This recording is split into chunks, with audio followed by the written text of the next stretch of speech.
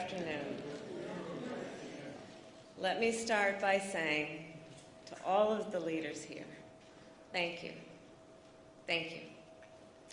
To the members of our United States Congress on both sides of the aisle who helped pass the COVID-19 Hate Crimes Act, thank you.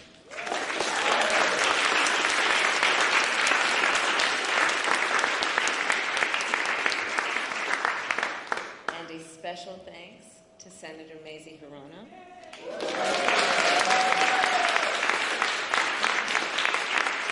and Congresswoman Grace Meng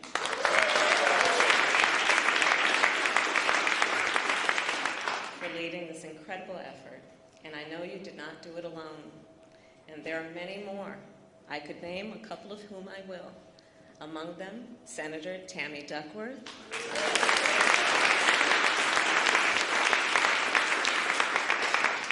Senator Richard Blumenthal,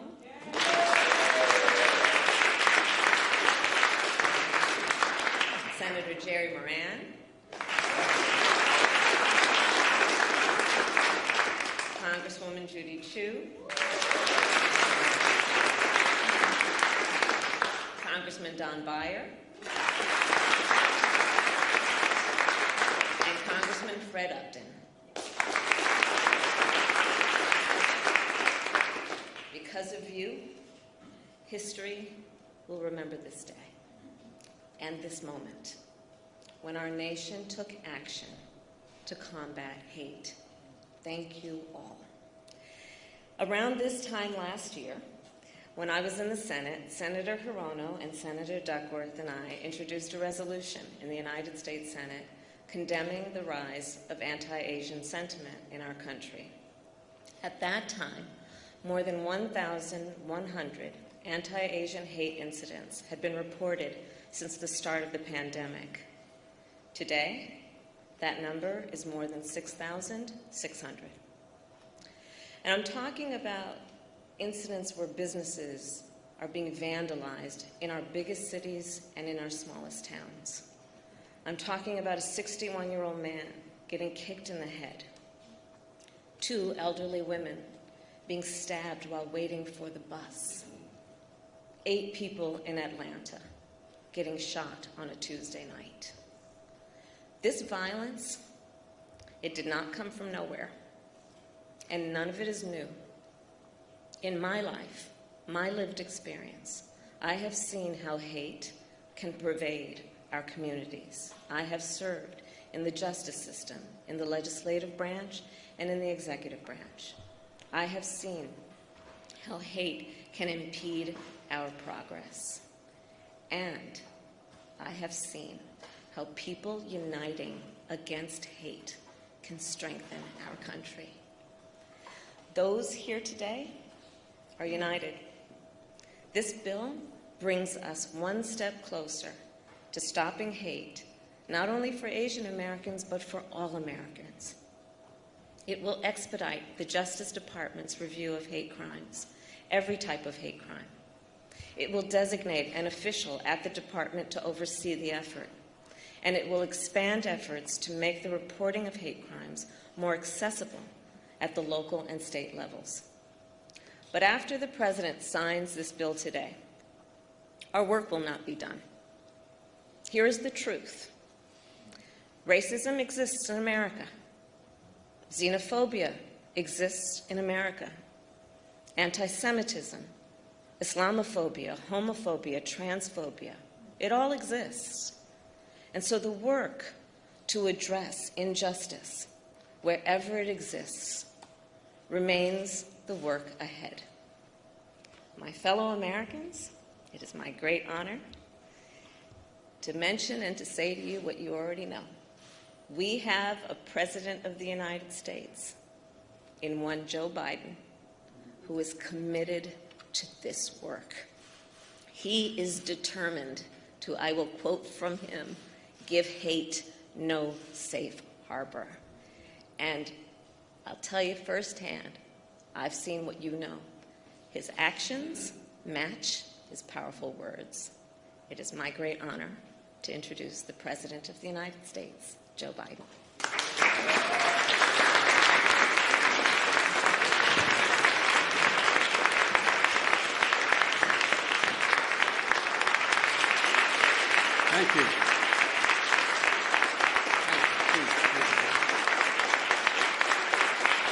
Thank you, thank you, thank you.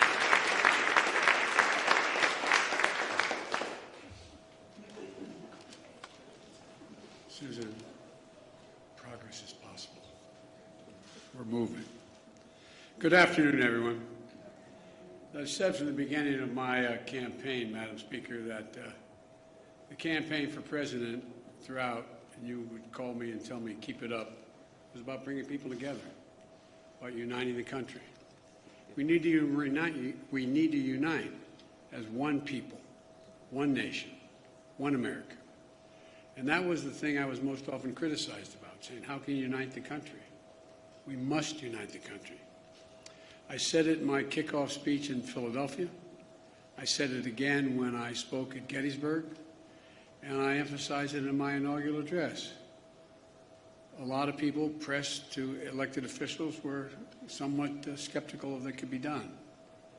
It's just beginning, but I'm confident we can do this and so much more. And I believe with every fiber in my being that there are simple core values and beliefs that should bring us together as Americans.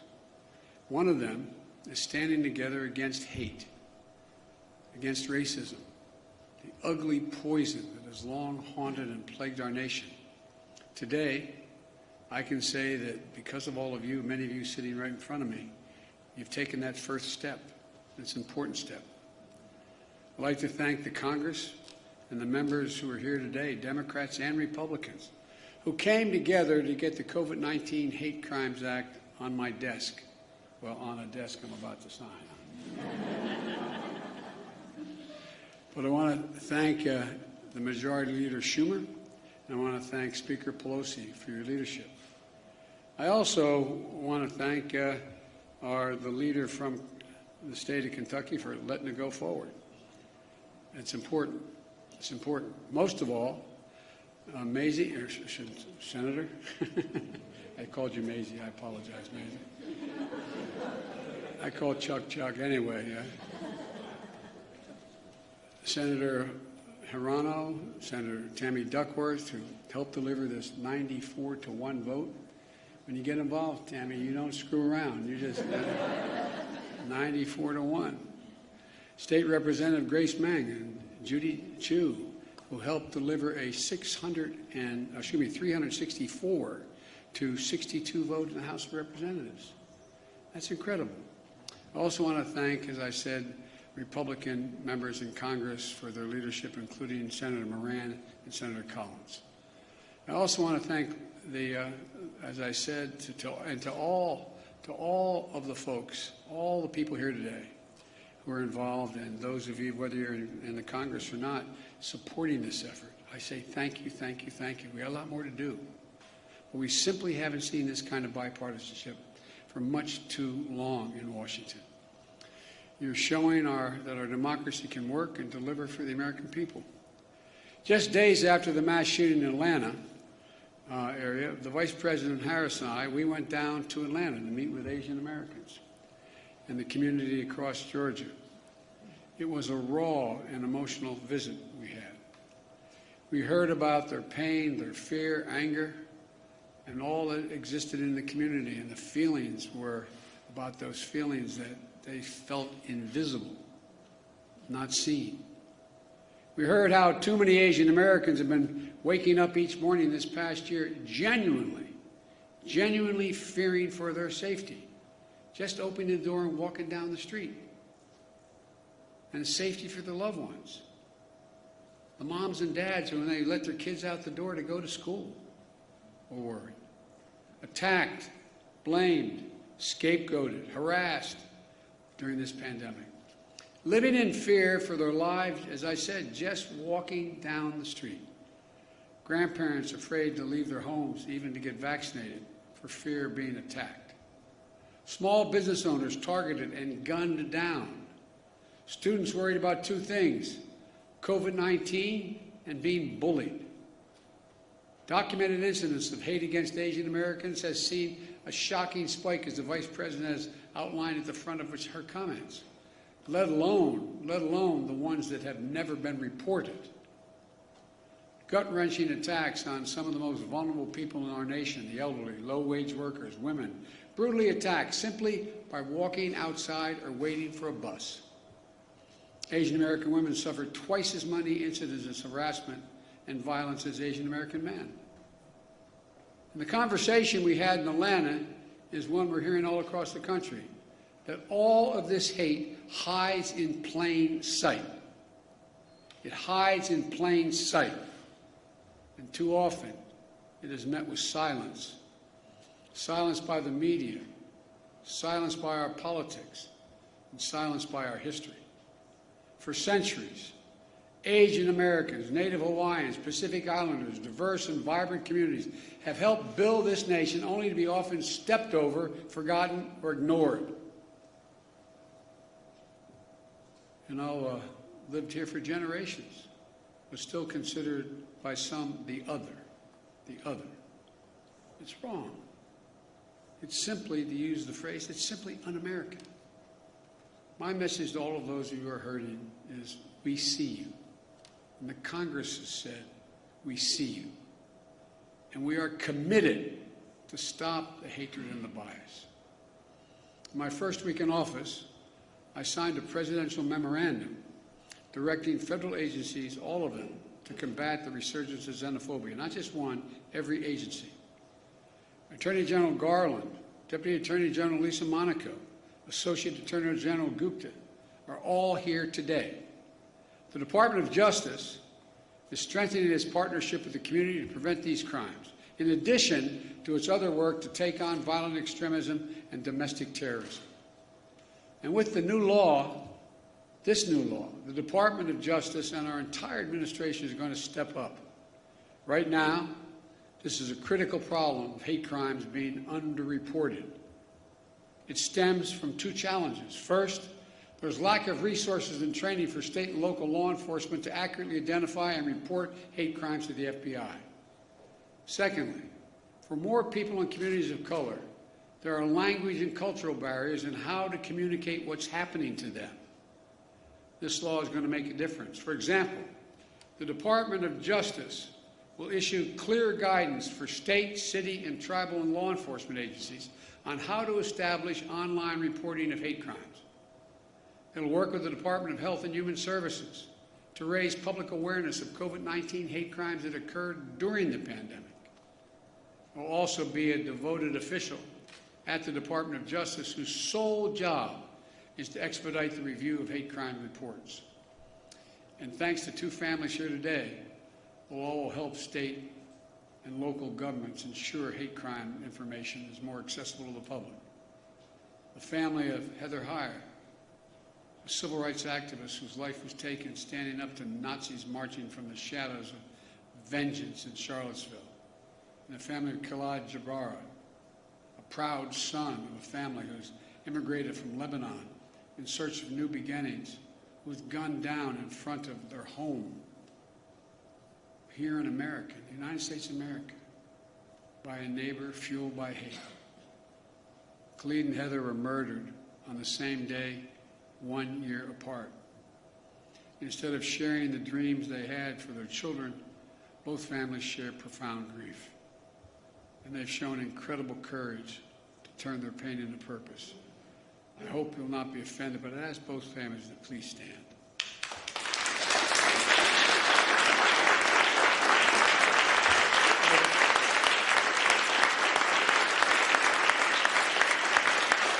I want to thank you. I want to thank you for being here, because I know it's hard. No matter how celebratory it is, the law is being changed. When you have to show up at something memorializing your family, it's like you got the news 10 seconds ago. It's the hardest thing to do. I know from experience it takes enormous courage. But I hope that every day that's passed, the memory, son and daughter, brings a smile to your lips before it brings a tear to your eye. Because I promise you, a lot of people understand who've gone through similar things. It's hard. So I really mean it when I say thank you. thank you for being here. It takes a lot of courage. Thank you.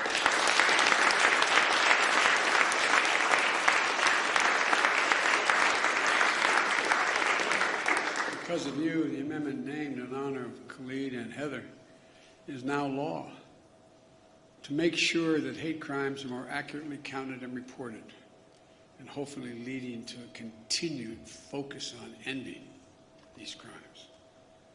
And will provide resources to create specialized hate crimes units that will also help states create hotlines for hate crimes at state and local levels that will be accessible for people with limited English proficiency. And it provides resources for training for state and local law enforcement to identify, investigate, and report these heinous crimes. But of all the good that the law can do, we have to change our hearts. We have to change the hearts of the American people. Hate can, I mean this from the bottom of my heart, hate can be given no safe harbor in America. I mean it, no safe harbor. It can't be dismissed like, well, that's just what happens. My sister Valerie and I talk about it all the time. You've got to speak up. Speak up and speak out. It's on all of us together, to make it stop. My message is to all of those who think this doesn't matter to them, or this is not a problem, look around. Look in the mirror.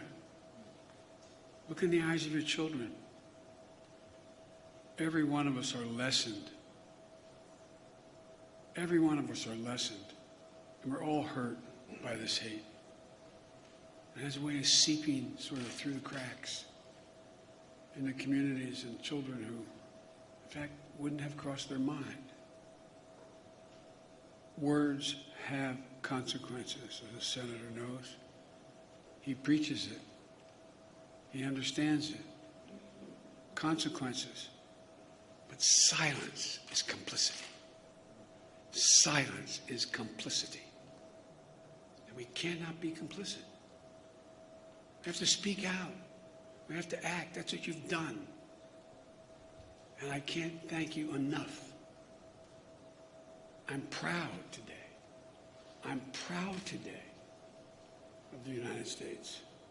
I'm proud today of our political system, the United States Congress. I'm proud today that Democrats and Republicans have stood up together to say something. Let me close with this. Grief, as we all know, is universal. But so is hope. So is love. Sounds corny, but it really is. It really is.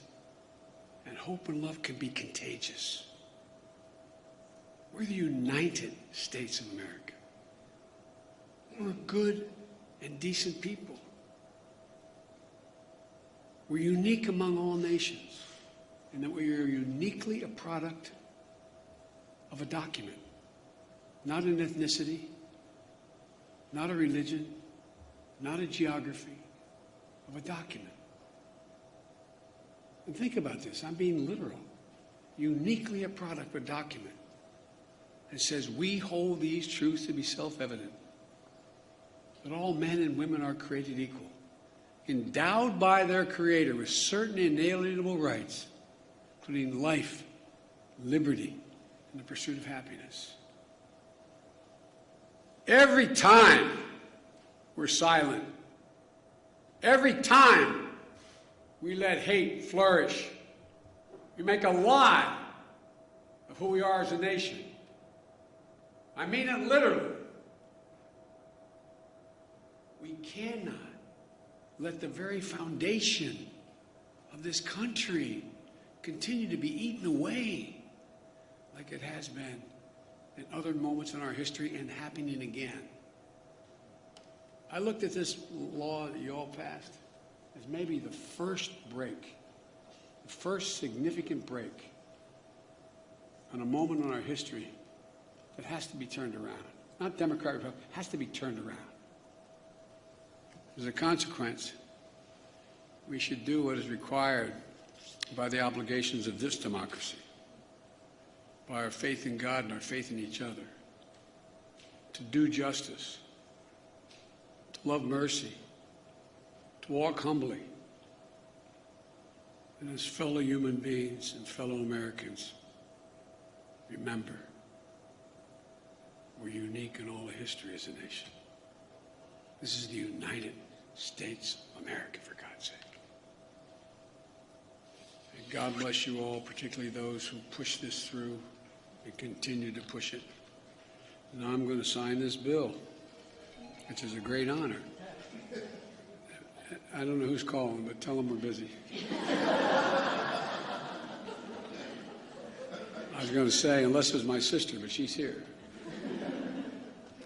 So I'd like to invite to the stage Senator Hirano, Senator Duckworth, Congresswoman Grace Meng, Congresswoman Judy Chu, Congressman Don Beyer, Senator Richard Blumenthal, and Senator Moran, but I don't think he could be here today.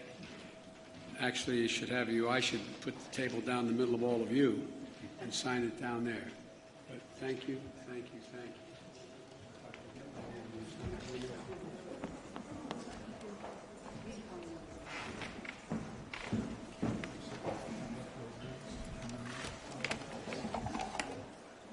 All right.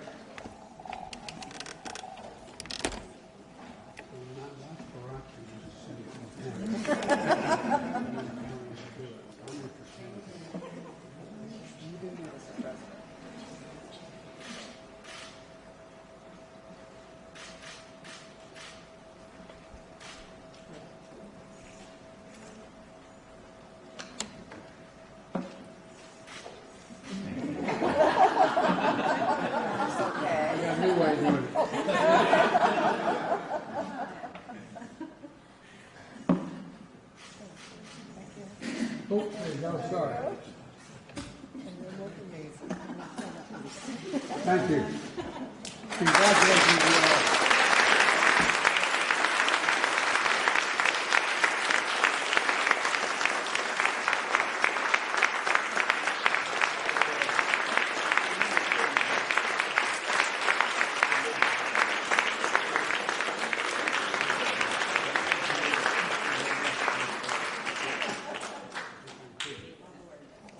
All right. Thank you. I've heard you say it.